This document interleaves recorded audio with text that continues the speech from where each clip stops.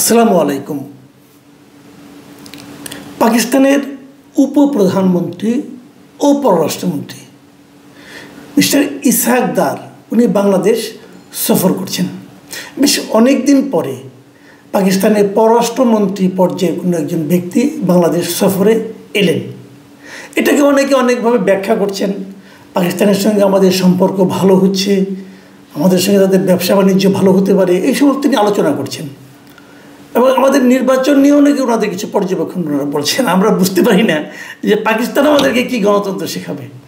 পাকিস্তানের সবচেয়ে জনপ্রিয় নেতা ইমরান খানকে যারা জেলের মধ্যে রেখে দিয়েছে, ইমরান খানের দল স্বতন্ত্র নির্বাচন করে যায় নাকি একক সংখ্যাগরিষ্ঠতা প্রায় সবচেয়ে বেশি আসন পেয়েছে। একক সংখ্যাগরিষ্ঠ হয়নি, কিন্তু সবচেয়ে বেশি আসন পেয়েছে। তো সেই দলের নেতাকে তারা জেলে ভরে রেখেছে। এই হলো ওদের গণতন্ত্রের অবস্থা। তারা আমাদের গণতন্ত্র সম্পর্কে হয়তো সবক টবক দিবে, আমরা সেটা পেয়ে খুব আনন্দ অনুভব করব। যাই হোক, এগুলি হচ্ছে, বাট সেটা আমার আলোচনা না। আলোচনা হলো আজকে আমাদের পররাষ্ট্র উপদেষ্টার সঙ্গে পাকিস্তানের এই পররাষ্ট্রমন্ত্রীর একটা দ্বিপাক্ষিক বৈঠক হয়েছে। সেই বৈঠকের পর তারা কিছু আপনার সমঝোতা স্মারক, কিছু চুক্তি এগুলো করেছে আর কি, খুবই ইনসিগনিফিকেন্ট। এগুলো খুব যে একটা জরুরি, দেশের জন্য খুব একটা গুরুত্বপূর্ণ আমি তাও মনে করি না। বাট আলোচনার বিষয়টা হলো, সাংবাদিকরা জিজ্ঞাসা করেছেন যে আমাদের সঙ্গে যে পাকিস্তানের কিছু অমীমাংসিত ইস্যু আছে সেগুলোর ব্যাপারে উনি কী বলতে চান। তো সেখানে ইসহাক দার একটা কথা বলেছেন যে কোনো অমীমাংসিত ইস্যু যেগুলো ছিল সেগুলো দুবার এগুলোর সমাধান হয়ে গেছে, দুইবার সমাধান হয়ে গেছে। কিন্তু ৭১ গণহত্যা, ক্ষমা চাওয়া, এই সমস্ত বিষয় নিয়ে নাকি দুইবার আমাদের সঙ্গে তাদের সমাধান হয়ে গেছে।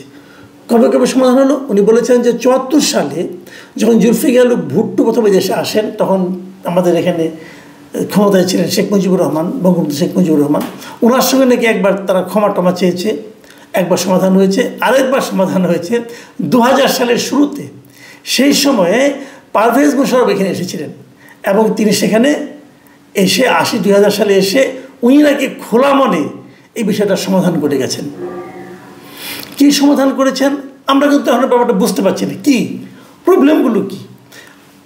আমাদের পরবর্তী সময়ে ওই একই অনুষ্ঠানের পরে আর কি, যখন আমাদের ইয়েকে জিজ্ঞাসা করা হলো, আমাদের যে পররাষ্ট্র উপদেষ্টা তাকে যখন জিজ্ঞাসা করা হলো, তিনি কিন্তু পাকিস্তানের পররাষ্ট্রমন্ত্রীর বক্তব্যের সঙ্গে একমত হননি।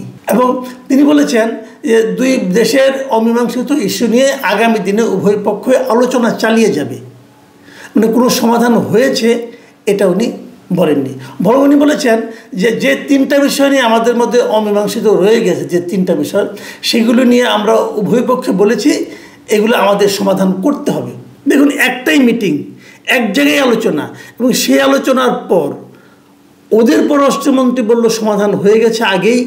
যেহেতু আগেই সমাধান হয়েছে, নিশ্চয়ই আবার কোনো আলাপ হয় নাই। কিন্তু আমাদের পররাষ্ট্র সচিব বলছে এটা নিয়ে আমরা দুপক্ষে আলোচনা করেছি এবং বলছি সমাধান করতে হবে। তা একই ঘটনা, কিন্তু দুজন দু কথা বলছেন। অর্থটা কি? অর্থটা হলো, আমরা যেটা বুঝতে পারি, আমাদের পররাষ্ট্র সচিব আমাদের সাংবাদিকদেরকে একটা সান্ত্বনা বাণী শোনাচ্ছেন যে সমাধান হবে, আলোচনা হবে, আর ওরা বলছে সমাধান হয়ে গেছে। মানে ওরা কোনো আলোচনাই করবে না। এখন প্রশ্নটা হলো, আমাদের সঙ্গে তাদের অমীমাংসিত ইস্যুগুলি কি? তিনটা ইস্যু নিয়ে আমরা আলোচনা করছি। তিনটা ইস্যু আমরা বলছি তারা এগুলি কোনো গুরুত্বই দিচ্ছে না। ১ নম্বর ইস্যু হলো ক্ষতিপূরণের ইস্যু। আমাদের সঙ্গে তাদের ক্ষতিপূরণের একটা ব্যাপার আছে। তারা ৭১ সালে আমাদের এখানে যে ক্ষতিগুলো করেছে, আমাদের হত্যাযজ্ঞ চালিয়েছে, ধ্বংস করেছে আমাদের এখানে অনেক কিছু, আমাদের অর্থনীতির যে বিশাল ক্ষতি করেছে, সেগুলোর একটা হিসাব নিকাশের পর আমরা একটা ক্ষতিপূরণ পেতে পারি। এটা একটা আন্তর্জাতিক আইনের মাধ্যমেই পেতে পারি। এটা আন্তর্জাতিক আইন আছে, সে আলোচনা আমি একটু পরে আসছি। কিন্তু আমাদের খুব নিকট অতীতে আছে। কিন্তু এই যে ইরাক যখন কুয়েত দখল করেছিল, তখন কিন্তু তারা ক্ষতিপূরণ দিয়েছিল। ওই আলোচনাটা কত আমি একটু পরে বলছি, আমি আগে তিনটে ইস্যু বলে নিই। দ্বিতীয় ইস্যুটা হলো, আমাদের এখানে যে গণহত্যা হয়েছে সেই ব্যাপারে আমাদের দাবি হলো পাকিস্তান তারা দুঃখ প্রকাশ করুক, তারা বলুক যে মাপ চাক আমাদের কাছে, যে আমরা একটা অন্যায় করেছি, তোমাদের কাছে ক্ষমা চাই। ভেরি ইন্টারেস্টিং বিষয় হলো, এই বিষয়টা নিয়ে কিন্তু ইমরান খান যখন পাকিস্তানের বিরোধী দলের ছিলেন, যখন উনি প্রধানমন্ত্রী হননি, তখন কিন্তু উনি পাকিস্তানের সংসদে বলেছিলেন যে পাকিস্তান গভর্নমেন্টের উচিত বাংলাদেশের কাছে ক্ষমা চাওয়া ৭১-এর ঘটনা নিয়ে। এটাও কোনো প্রকাশ্য ক্ষমা, আনুষ্ঠানিকভাবে ক্ষমা কেউ চায়নি। ৩ নম্বর হলো যে আমাদের এখানে পাকিস্তানের অনেক নাগরিক আটকা পড়ে আছে, যে বিহারি, আমরা বলি না যে বিহারি ক্যাম্প আছে একটা মোহাম্মদপুরে, আরও আরেক জায়গায় সৈয়দপুরে বোধহয় এরকম একটা আছে, যে প্রচুর পাকিস্তানি কিন্তু আমাদের এখানে আটকা আছে, যারা পাকিস্তানে ফেরত যেতে চায় কিন্তু যেতে পারেনি, যারা বাংলাদেশের নাগরিকত্ব গ্রহণ করেনি এখন পর্যন্ত, কিন্তু আমাদের এখানে বসবাস করছে। তো তারা তো পাকিস্তানি নাগরিক, তাদেরকে পাকিস্তান গভর্নমেন্ট ফেরত নেবে, এই দাবিটা আমরা করছি। তারা তো আমাদের নাগরিক না। তো এই ফেরত নেওয়ার দাবিটা আমরা করছি। এটা নিয়েও কোনো আলোচনা এখন পর্যন্ত হয়েছে কিনা, কোনো ডেভেলপমেন্ট আছে কিনা, এগুলো নিয়ে কোনো আলোচনা হয়নি। এই 3টা হলো আমাদের সঙ্গে তাদের অমীমাংসিত বিষয়। এখন এই ইসহাকদার বলছেন সমাধান নাকি হয়ে গেছে। কবে হলো? যদি সমাধান হয়ে থাকে তাহলে এই নাগরিক যারা পাকিস্তানে আটকা আছে এদের কী হবে?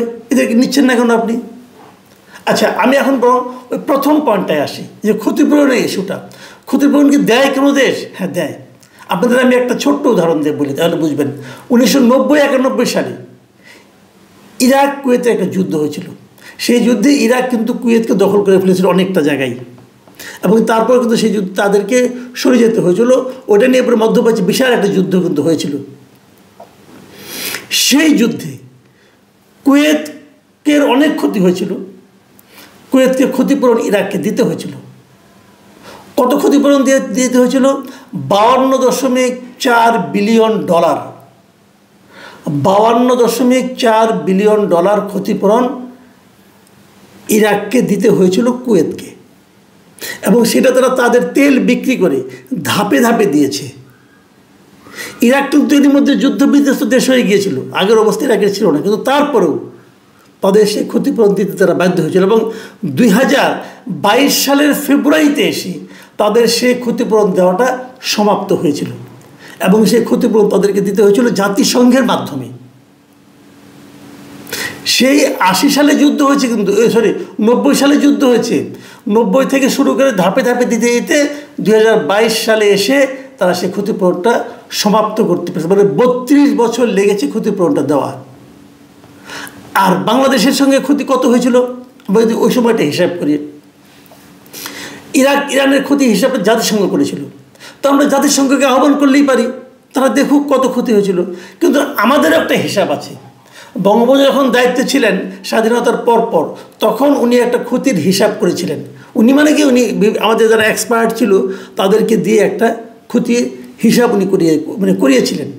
সেই ক্ষতির পরিমাণটা ছিল $30 বিলিয়ন সমপরিমাণ। $30 বিলিয়ন সমপরিমাণ। এবং সেই ক্ষতি আমি যদি ওই 1972-এর ওই সময়ের যে ক্ষতিটা $30 বিলিয়ন, সেটাকে যদি আজকের হিসাবে করি, এই যে মুদ্রাস্ফীতি, তারপরে সুদ, এই সবগুলো মিলিয়ে যদি ধরি, তাহলে সেটা দাঁড়ায় $400 থেকে $500 বিলিয়ন।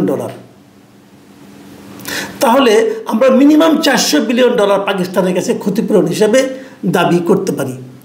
এবং যদি পাকিস্তান বলে না এত টাকা ক্ষতি হয় নাই, তো ঠিক আছে, তাহলে আপনি জাতিসংঘের কাছে যান, জাতিসংঘে একটা নিরপেক্ষ তদন্ত করুক, নিরপেক্ষ হিসাব করুক, করে বলুক কত টাকা ক্ষতি হয়েছে। কিন্তু আপনি তো ক্ষতি করেছেন, আমার ক্ষতি করেননি। আমার এখানে আপনার সেতু ভাঙছেন, রেল লাইন, বিদ্যুৎ কেন্দ্র, শিল্প কারখানাকে সব আপনি ধ্বংস করে দিয়েছেন। 9 মাসের যুদ্ধে আপনি তো কিছুই রাখেননি। আপনাদের যুদ্ধের সময় তো পাকিস্তানরা তো এই দেশে একটা পোড়া মাটির ফর্মুলা নিয়েছিল, যে খালি পোড়া মাটি থাকবে, সব আগুন দিয়ে জ্বালিয়ে দেবে। আপনারা তো এই ফর্মুলায় যুদ্ধ করেছেন, তাহলে ক্ষতিপূরণ দেবেন না? প্রয়োজনে জাতিসংঘের মাধ্যমে যান, কিন্তু ক্ষতিপূরণ ভাই দিতে হবে। আর আপনি মুখে মুখে বলবেন যে সব মীমাংসা হয়ে গেছে আর এখানে আদর আপ্যায়ন নিয়ে আপনি চলে যাবেন, ভাই এটা হবে না, এটা রিয়েলিটি।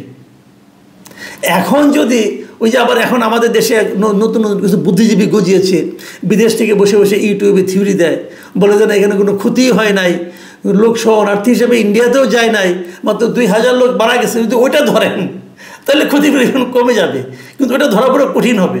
এই মাঝখানে একজন আমাকে বলছিলেন, একটু রসিকতা করে বলছিলেন, যখন ওই ভদ্রলোক বিদেশ থেকে থিওরি দিলেন যে 2000 লোক মাত্র মারা গেছে আমাদের এই যুদ্ধে, মুক্তিযুদ্ধে, তখন এক ভদ্রলোক বলছিলেন যে 2000 লোক যদি মারা যায় থাকে, 90,000 পাকিস্তানের সেনাবাহিনী এখানে ছিল, আর 90,000 প্রশিক্ষিত সেনাবাহিনী আধুনিক অস্ত্রশস্ত্র নিয়ে যদি মাত্র 2000 লোক মারা যেয়ে থাকে, তাহলে তো বলতে হবে তাদের জ্বালানি তেলের দামই তো হয় নাই, উঠে নাই। তখন বরং পাকিস্তান আমাদের কাছে ক্ষতিপূরণ চাইতে পারে, যে আমাদের 90,000 লোক ওখানে পাঠাইলাম, এত খরচ করলাম, তারপরে মাত্র 2000-এর বেশি লোক আমরা মারতেও পারি নাই, তোমরাই বরং আমাদের ক্ষতিপূরণ দাও। এখন পাকিস্তানের যারা আসছেন এখানে আমাদের কর্মকর্তা নেতৃবৃন্দ, তারা কি ওই ভাষণ শোনার পরে আসছেন কিনা আমি জানি না, হয়তো এই জন্যই বলছেন যে ক্ষতিপূরণ দেওয়া হয়ে গেছে অথবা মীমাংসা হয়ে গেছে অমীমাংসিত বিষয়ের, আমি জানি না। তবে আমি মনে করি সরকারে যিনিই থাকুন না কেন, যত দিনের জন্যই থাকুন না কেন, জাতীয় স্বার্থ তার কাছে সবচেয়ে বড় হওয়া উচিত। এই তৌহিদ হোসেন বলুন আর ডক্টর ইউনূস বলুন, ওনারা যদি জাতীয় স্বার্থকে সমুন্নত রাখতে না পারেন, ওই যে পাকিস্তানের কাছে আমাদের 3টা অমীমাংসিত বিষয়ে সুরাহা না করতে পারেন, অন্তর্গত যদি দাবিটা চলতে না পারেন, তাহলে ভাই আপনাদেরকে আত্মহত্যা করা উচিত। তাহলে বুঝতে হবে এই জাতির জন্য আপনারা আসলে অসম্মানী বই নিয়ে আসছেন। প্রিয় দর্শক, এখন এ পর্যন্তই। আল্লাহ হাফিজ।